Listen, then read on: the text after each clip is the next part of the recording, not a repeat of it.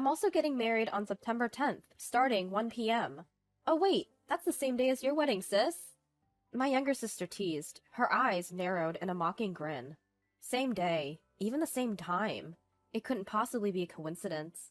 Aren't you just having a small family-only ceremony, sis? You don't even have 100 people coming? Aw, that's so pitiful. We're inviting everyone, not just family, but friends and coworkers too, for a grand celebration. Do whatever you want. I swallowed the retort and instead chose different words. My name is Sarah. I'm 30 years old, a full-time worker. I met Thomas, who is 3 years older, through a friend's introduction, and we registered our marriage just recently, after 2 years of dating. Thomas works in the food industry and is a sincere and kind-hearted man. We plan to have our wedding ceremony next month, with most of the preparations already done. While many of our friends chose to hold lavish ceremonies, we decided on a small, family-only affair. The reason? I didn't want my parents and sister mingling with my friends and colleagues. Ever since we were friends, my parents had always favored my sister Melanie over me. Melanie, 3 years younger and undeniably prettier even from my objective perspective, was the apple of their eyes. With her large eyes, long eyelashes, small face, and fair skin, she was scouted by several talent agencies and even worked as a teen model during her school days. My parents doted on Melanie, often comparing her to me. Sarah, you have such a plain face. It's depressing looking at you. Sarah, you lack any charm. Melanie is as cute as an angel, unlike you. Was a common refrain. They would buy new clothes and toys for Melanie, providing her for every whim, but I was not allowed to learn any hobbies. Melanie was indulged with piano, ballet, swimming lessons, and more, but she was fickle and quickly lost interest. Despite this, our parents never admonished her. Even when Melanie failed tests due to her carefree lifestyle, they cheered her on, while scolding me harshly if I scored just average. I would often think to myself, I wish you hadn't given birth to me either. Every time they said I should have never been born. I was not allowed to retort as my parents badmouthed me and pampered Melanie. Naturally, Melanie grew up spoiled and acting like a queen. She remained beautiful, but her character was horrible. We don't look alike at all, sis. Your plain face is so pathetic, she'd mock, constantly belittling me.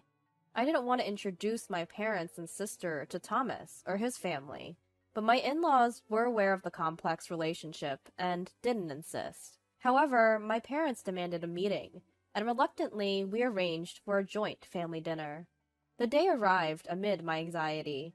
My family, my parents and Melanie, and Thomas's parents attended the dinner. Worried about any blunder my family might commit, I could barely taste the delicious food. Despite the gathering being for my wedding, my parents showed no interest in Thomas. Even when we talked about how we met or our future life, they dismissed it with a mere, In contrast, they praised Melanie excessively when introducing her. Even when my in-laws tried to shift the conversation to me, my parents would deflect, saying, "Forget about her, let's talk about Melanie." Melanie chimed in, saying, "Mom, Dad, you two praising me too much." Well, there's nothing interesting to talk about, sis, anyway. As expected, but still distressing to see, my bizarre family dynamic played out in front of Thomas and my in-laws, causing their faces to stiffen. My family, having had their fill of food and talk of Melanie, left without even a congratulatory word for our wedding. I was stunned that they hadn't even congratulated me on my wedding, when Thomas gently put his arm around me. I heard some of it, but I never thought they would be this terrible. You've had it tough, Sarah. My in-laws then expressed their heartfelt gratitude. Sarah, we know you've been through a lot. We're so happy that you're a part of our family now. Please feel free to lean on us like real parents from now on. Their words warmed my heart. I thanked them and finally voiced something that had been on my mind for a while. I'm thinking about having a small, intimate wedding because my parents and sister are, well, as you've seen, unpredictable. I'm a bit concerned about what might happen if we invite acquaintances or friends. Would it be okay if we keep it just to close family? I asked my in-laws. Thomas had already agreed to this. My in-laws responded affirmatively. Of course. I let out a sigh of relief. So it was decided that we would have a small family-only wedding. However, as our wedding approached, I was hit with a shocking report. Unexpectedly, I received a call from my parents. Melanie is getting married. Her fiancé is at her house right now. You must come over. On arrival, I saw my parents, Melanie, and her fiancé. The man's face was familiar. Nice to see you, Sarah. I was surprised to find out you are Melanie's sister, he said. I'm surprised too, I replied. His name was Ethan Matthews. He worked for one of my company's business partners. When Melanie mentioned your name, I assumed you must be a different Sarah. I never thought you two could be sisters. You don't look alike at all, he sneered. This man had always looked down on me at work. Apparently, it was because I didn't have a college degree. My parents told me, you should work, not go to college. Unable to attend college, I joined the current company right after high school. Matthews, it seems, graduated from a prestigious university, and he tends to judge people based on their education. The idea of becoming family with such a man was daunting. I wanted to leave the room as quickly as possible. Congratulations on your wedding. I'll be taking my leave now, I said. But then Melanie stunned me with an unexpected statement. We've decided to have our wedding on the same day, at the same venue as you guys, she blurted out. Ethan joined in. Our wedding is going to be grand compared to yours, he said, smirking. I was too shocked to respond to their outrageous proposal. Our wedding venue was a large place capable of hosting several weddings on the same day. Despite my initial preference for a smaller venue due to the intimate guest list, Thomas and my in-laws insisted on this grand venue, since it was our big day. Indeed, if Melanie and Ethan were planning a grand ceremony with lots of guests, this would be the ideal venue. However, deliberately scheduling their wedding at the same time and day could only be seen as an act of spite. Melanie and Ethan laughed derisively. Look at her! She's frozen in shock. Are you okay? They mocked. I tried to remain calm and retorted. What do you mean by that? What about our parents and relatives? Which wedding are they supposed to attend? Melanie was unfazed. Don't worry. Dad, Mom, and all our relatives are attending mine and Ethan's wedding, she replied, looking triumphant. Our parents even started calling our relatives right then and there, requesting them to attend Melanie's ceremony. The relatives, whom I had met several times, always favored Melanie. They either didn't want to stir up trouble, or perhaps they thought I was a liar. Even when I explained that it was Melanie who had announced her wedding date after ours, they didn't believe me and labeled me as immature for trying to have the ceremony on the same day as my sisters. Looking at my smiling parents, Melanie, and Ethan, I let out a sigh and left the house, saying, "Ugh, okay, then fine." No one even came to see me out. I could hear their vulgar laughter echoing as I closed the door.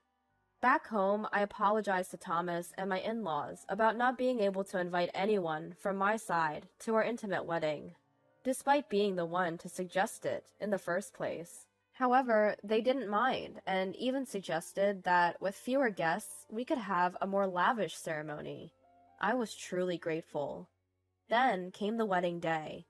As the relatives were walking through the lobby to attend Melanie's reception, I crossed paths with them. Sarah is such a nasty woman. Compared to Melanie, Sarah is so plain, they whispered and passed by. I brushed off their comments and determined to make the day the best wedding ever. Our ceremony was going great. Thomas's talented relatives entertained us with various performances, creating a truly happy atmosphere. Suddenly, amidst the celebration, we heard a voice shouting, "What is this?" Melanie, Ethan, my parents, and Ethan's parents all stormed into our wedding. "Melanie, what's going on?" I asked her out of the blue. She burst out, "Everyone from Ethan's office is absent today. You must have done something." In reality, the reception hall for Melanie and Ethan's wedding was devoid of attendees from Ethan's workplace, leaving many empty seats. This caused my parents to angrily confront Ethan's parents with, "What a disgrace this is." Ethan's parents were furious, having been berated for something they knew nothing about, which set a bad mood. Melanie, in a panic, falsely told Ethan's parents that she and I had arranged our weddings to overlap on purpose, as we were not on good terms. Thus, she stormed into my wedding ceremony, suspecting I must have done something. My wedding was a disaster, and yet Sarah's wedding is full of happiness. It's infuriating, Melanie spat out. Melanie, calm down. I tried to reason with her. However, Melanie attempted to ruin the ceremony by shouting, "Attention, everyone! My sister Sarah is the worst person in the world. She has bullied me since I was a child." I tried to stop her. "Melanie, stop this!" But her tirade didn't halt. "I'm much more beautiful in a wedding dress than she is. She's always been envious of my beauty, and she's just a gloomy, depressing woman." Melanie continued with her baseless accusations. Ethan joined in, agreeing with her. "Exactly.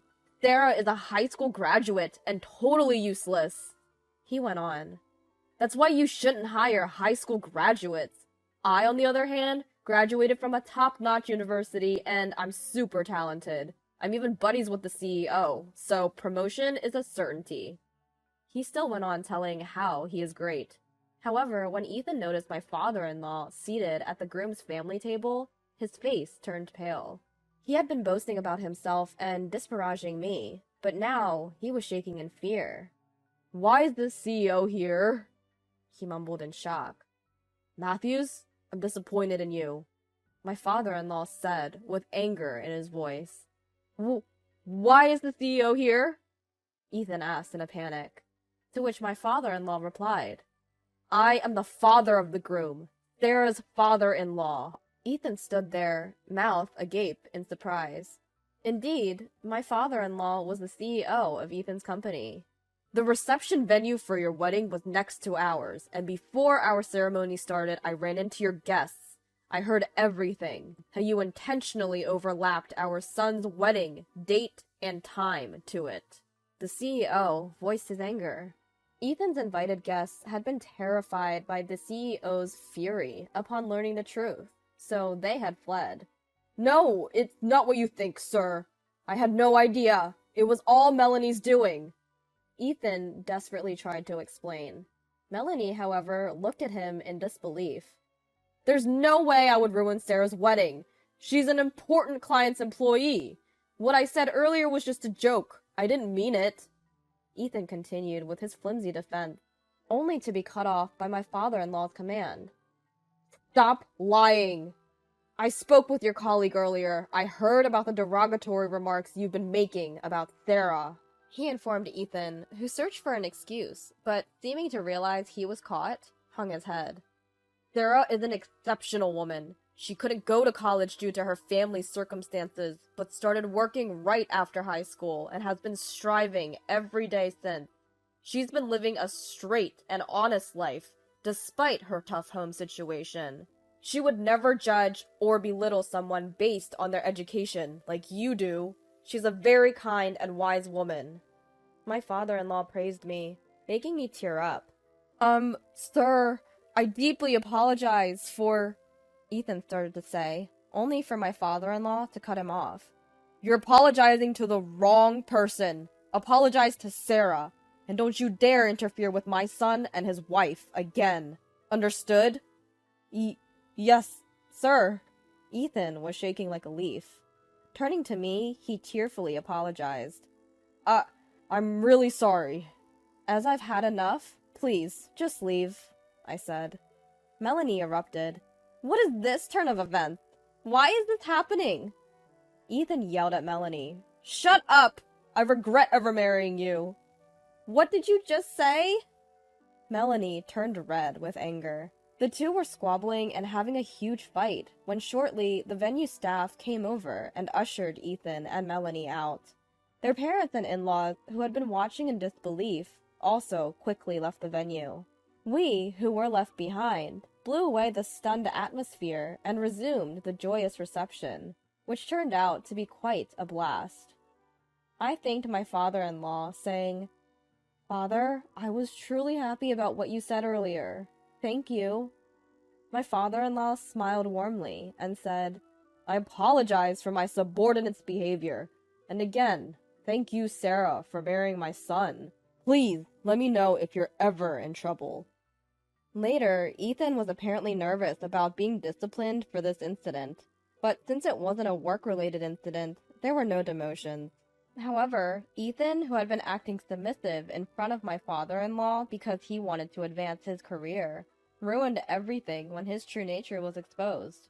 He was no longer able to speak to my father-in-law about anything other than work, and he was demoted to being just another employee. Ethan, who had been pressuring his colleagues by bragging about being the boss's favorite, was isolated due to his true nature, and even his coworkers and subordinates avoided eye contact with him. At the end of the day, Ethan was probably just another employee for my father-in-law, considering that he didn't even know who his son was going to marry. The entire company learned about Ethan's misdeeds, and Ethan's comfort in the office diminished. He even started blaming Melanie for everything and became violent towards her. Ethan was sued by Melanie for domestic violence, and Melanie was sued by Ethan's parents for ruining the wedding. It was a messy divorce drama. Melanie, who was crying about Ethan being violent, and her parents sued Ethan. Ethan and his parents, on the other hand, claimed that Melanie and her parents had interfered with Ethan's work and ruined the wedding. Both parties are reportedly hiring lawyers and preparing to sue, but they are struggling because they each only want to hear what they want to hear and are ignoring any inconvenient truths. As the mudslinging continued, Melanie ran out of money due to wedding expenses and lawyer fees, and her life became difficult. After the divorce was finalized, she had to move back in with her parents, who had treated her like a princess until then, but now treated her terribly, calling her the shame of their family. Although I didn't want to know, Melanie frequently called or emailed me to explain how tough her situation was. Even if I completely ignored her, I was still accumulating hundreds of missed calls and unread emails. My sister's abusive calls and her begging emails for money were all blocked without response. And then I started getting calls and emails from my parents. They were all begging for money, and they weren't worth reading. Whether they had spent too much money trying to show off at my sister's wedding, or they thought I would agree with them if they asked nicely, I don't know. But the volume was increasing, and it was becoming a nuisance, so I blocked them as well. I was prepared for them to come to my house, but they didn't even have the money for transportation to come here. Ethan's parents, who should be practically strangers to me, for some reason were begging me to mediate with my father-in-law. Recently, they even tried to follow me home, so I reported them without hesitation. They ran away every time the police came, but they have been increasing their stakeouts recently. Thanks to the increased number of reports, the police have strengthened their patrols, so things have been peaceful for now. I am building a warm home with my kind mother-in-law and father-in-law, thinking that they are my real parents, not my biological ones. I feel the calmness of a real family, which I had only heard of in rumors. There's no such thing as daughter-in-law bullying here, and I'm feeling the reality that family can be such a warm thing.